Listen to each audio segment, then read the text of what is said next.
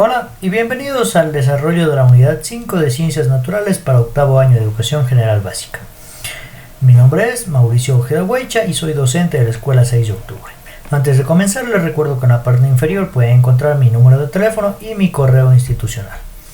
En esta ocasión abarcaremos la unidad 5 de movimiento y fuerza y los temas que trataremos serán la medición, el movimiento y la fuerza, cuyas destreza con criterio de desempeño, indagar sobre las magnitudes físicas e interpretar su comportamiento en la vida cotidiana mediante análisis empírico y explicar acerca del movimiento y la fuerza como elementos básicos de la física de la vida cotidiana e identificar sus características. Iniciaremos con qué son magnitudes físicas.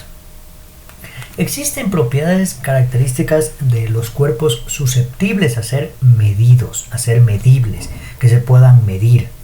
Entonces estas propiedades de ser medidos, como por ejemplo el largo de una puerta, el tiempo que dura tu programa de televisión favorito, el tamaño de cualquier cosa, el peso, la cantidad, son cosas o cuerpos susceptibles a ser medibles, a ser medidos.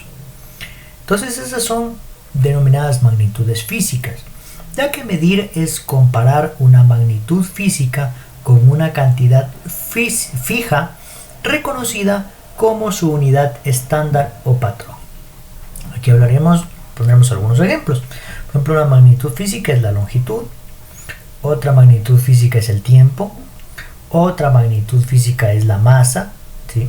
La masa en kilogramos, gramos, libras. Pero también hay otras magnitudes que no son físicas y debemos dejarlo claro.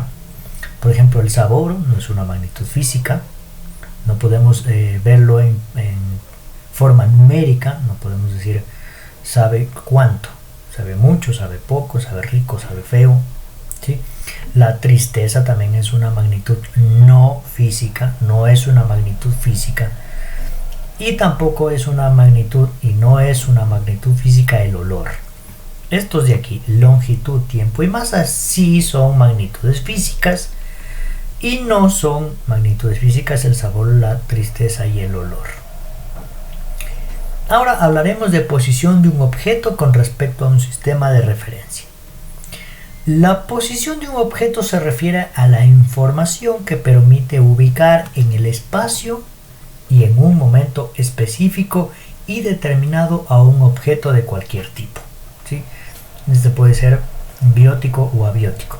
Un objeto de cualquier tipo, para ubicarlo en el espacio, en el momento específico y determinado, utilizamos lo que se denomina posición de un objeto con respecto al sistema de referencia. Aquí tenemos la siguiente imagen, donde podemos ver este autobús que tiene esta posición inicial y que por movimiento se mueve a la segunda posición. Pasa de posición A a posición B en referencia a este letrero. Siempre vamos a utilizar una referencia para poder ver. En la imagen podemos observar que el autobús cambia de posición moviéndose de aquí, que sería la derecha, a la izquierda, de acuerdo con este punto de referencia que es la señal con la letra P. ¿Sí? Entonces eso sería la posición de un objeto con respecto al sistema de referencia. Es qué tan lejos o qué tan cerca me encuentro. Es como dar una dirección a dónde voy. Tienes que ir a la calle tal, de tal dirección, y como referencia es una iglesia. Está a 100, mi casa está a 100 metros de tal iglesia, al frente, a la derecha, a la izquierda, atrás. En referencia, qué tan lejos está en referencia de el objeto, que tan lejos está en referencia al punto, la posición que hemos tomado. Ahora, si hablamos de movimiento, todo alrededor de ustedes está relacionado con la idea de movimiento, incluso hasta lo que parece que está en reposo, hasta las cosas que aparentemente no se mueven para nada, incluso esas están relacionadas con el movimiento. Para analizar cualquier tipo de movimiento es necesario describirlo con respecto a un sistema de referencia. Eso también nos sirve para poder determinar. La distancia en línea recta entre el punto de partida y el punto de llegada ¿sí? Se conoce como desplazamiento. Es decir, ¿qué tanto me muevo en relación a qué? Se llama desplazamiento. Si yo me voy de aquí a la casa del vecino que está a 100 metros, me estoy moviendo en relación al lugar a donde voy o al lugar del que me alejo. Eso se llama desplazamiento. Aquí tenemos un claro ejemplo. La Tierra recorre 107.000 kilómetros por hora alrededor del Sol. El Sol es el punto de referencia y la Tierra gira alrededor de él. Eso se llama desplazamiento. Tenemos otro ejemplo, como por ejemplo, aquí tenemos el punto de partida, que es el sistema de referencia de los atletas en una carrera. Es la línea de partida. Este es el sistema de referencia. Y cuánto se alejan de ese punto de partida será el desplazamiento. Tipos de movimiento. En esta ocasión solo hablaremos de este tipo de movimiento para no confundirnos mucho. El denominado movimiento uniforme rectilíneo o movimiento rectilíneo uniforme, como ustedes quieran decirlo. Un cuerpo en movimiento uniforme rectilíneo es aquel que se mueve en línea recta, en línea totalmente recta, sin desviarse para ningún lado, totalmente recta, y mantiene su velocidad constante, su velocidad igual, y que recorre una distancia igual en tiempo igual. Ponemos un ejemplo. Tenemos aquí a este niño que si camina en línea recta a una distancia, pongámosle de 4 baldosas, ¿sí? De esta primera baldosa se desplaza hasta esta cuarta baldosa.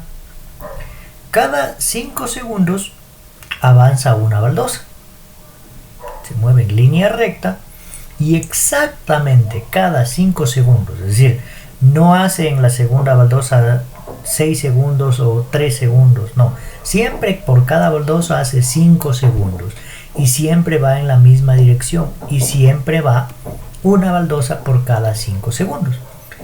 Eso se denomina movimiento uniforme rectilíneo. Así de simple. Ahora vamos a hablar de la fuerza. Para dejarlo un poco más claro, utilizaremos términos un poco más sencillos diciendo que la fuerza es la acción que se ejerce sobre un cuerpo para cambiar su estado de movimiento, ya sea si está en reposo, cambiar a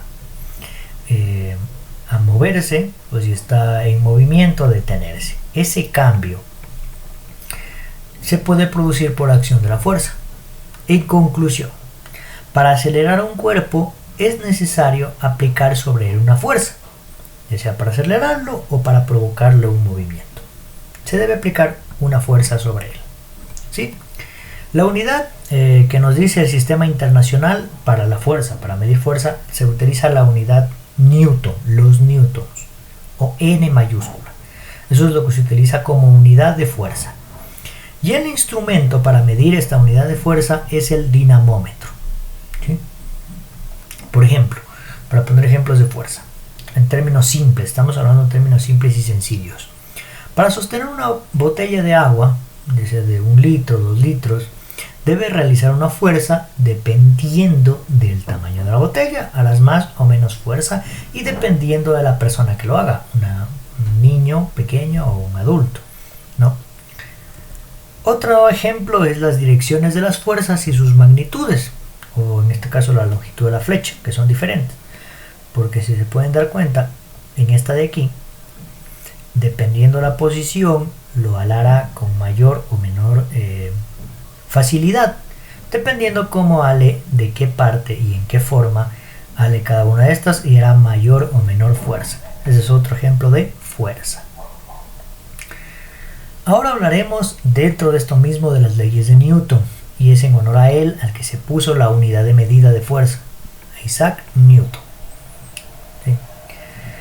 La primera ley de Newton nos dice, o también la denominada como principio de inercia, la primera ley de Newton, primera ley, o también llamado principio de inercia, nos dice que un cuerpo permanece en reposo o inmóvil o permanece siempre moviéndose a velocidad constante hasta que sea obligado a cambiar su estado de movimiento por fuerzas externas.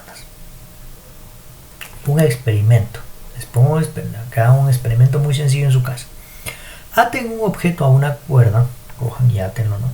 Y luego esta cuerda háganla girar encima de su cabeza, ¿sí? Lo suficiente para que el objeto gire a una buena velocidad, y en un momento determinado suelten la cuerda, ¿sí? Con todo el objeto, suelten. A pesar de que va a estar girando en círculos en el momento que ustedes la suelten, se va a ir en línea recta, en cualquier dirección, pero en esa dirección que tome va a irse en línea recta, ¿sí? Eso es debido al principio de inercia, la primera ley de Newton. Si un libro permanece en un escritorio hasta el momento en que lo tomas para leerlo, o para cambiarlo, o para guardarlo, no tendría sentido dejarlo sobre la mesa y que de la nada y por ninguna razón, ni que nadie lo haya hecho, ni nadie lo haya movido, absolutamente nadie, ni que hubiese ocurrido nada, apareciera en tu cama, de la nada, o sea, sin ninguna razón alguna, ni que nadie lo haya hecho, a menos que alguien lo moviera, es decir, es obligatoriamente que alguien lo puso en la cama, no se movió por sí solo, ¿sí? Por ende, es claro que si un objeto está en reposo, permanecerá en reposo hasta que un agente externo lo mueva o lo obligue a cambiar de reposo a movimiento o a desplazamiento. Es decir, que seguirá en reposo hasta que la fuerza neta sobre el cuerpo sea diferente a cero. Una pregunta para que la analicen.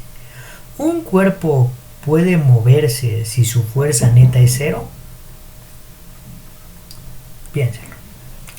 Ahora vamos con la segunda ley de Newton, o también denominada principio fundamental, que nos dice que la aceleración de un cuerpo es directamente proporcional a la fuerza neta que se aplica sobre él e inversamente proporcional a su masa. Ya lo vamos a ver un poco más claro. Aquí tenemos una gráfica muy clara, muy fácil de entender, ¿sí? Donde nos dice, leamos nuevamente lo que nos dice: la aceleración de un cuerpo, es decir, la velocidad a la que se mueve el cuerpo, es directamente proporcional, es decir, que mientras mayor fuerza le aplique a ese cuerpo, más rápido se va a mover. ¿Ya? Es proporcional a la fuerza neta que se aplica sobre él, pero es inversamente proporcional a la masa. Mientras yo aplique una fuerza a este cuerpo, se va a mover a una velocidad.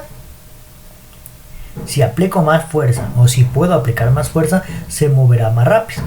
Por eso es directamente proporcional. Más fuerza, más aceleración. Pero es inversamente proporcional a su masa. Es decir, que si ese cuerpo ya no tiene la misma cantidad de masa, ya tiene más masa, es decir, es más grande, por ende la fuerza que estaba aplicando para mover esta primera caja A, si aplico la misma fuerza que apliqué en esta caja a estas dos, ya no las voy a poder mover con la misma, ya no va a haber un movimiento de la misma aceleración, porque pesa más. Al pesar más, la fuerza que estoy aplicando no es suficiente, necesito mayor fuerza, ¿sí? La aceleración depende de la fuerza neta. Si deseas duplicar la aceleración sobre un cuerpo, también debes duplicar la fuerza. Es decir, si la fuerza aumenta, la aceleración aumenta. Y si la fuerza disminuye, la aceleración también disminuye. Entonces, se puede decir que la aceleración es directamente proporcional a la fuerza neta aplicada. Pero si eso pesa más, es mucho más grande, pues obviamente esa fuerza que aplicabas al inicio no va a ser suficiente. Vas a tener que aplicar más fuerza. Y finalmente hablaremos de la tercera ley de Newton, que también es denominada el principio de acción y reacción.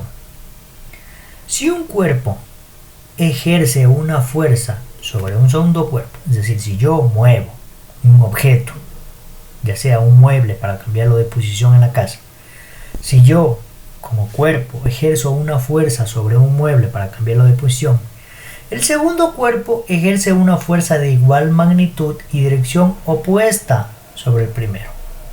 Ya lo vamos a dejar claro. Cuando veamos el gráfico que tenemos aquí y lo dejamos clarísimo. Cuando empujas una caja o un mueble que tú quieres mover a otro lugar, la fuerza que aplicas sobre la caja, es decir, esta flecha roja que se indica aquí, ¿sí? Esta fuerza es la responsable de que el objeto se desplace. O sea, tú aplicas una fuerza para que el mueble se mueva. A su vez, esta caja ejerce una fuerza de reacción, que es esta flecha de azul, que es responsable de que sientas sobre la palma de tus manos una resistencia al movimiento. Es decir, si un objeto con un peso considerable como un mueble, tú lo quieres mover, si tu fuerza no es suficiente para moverlo, ¿por qué?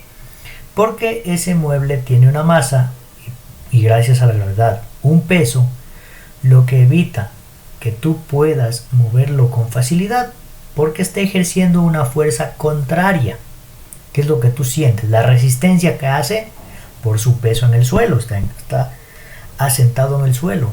Esa masa con ese peso en el suelo crea una resistencia que tú, al hacer fuerza, hace que se resista a ser desplazado. Por ende tienes que hacer más fuerza. Eso se llama acción y reacción.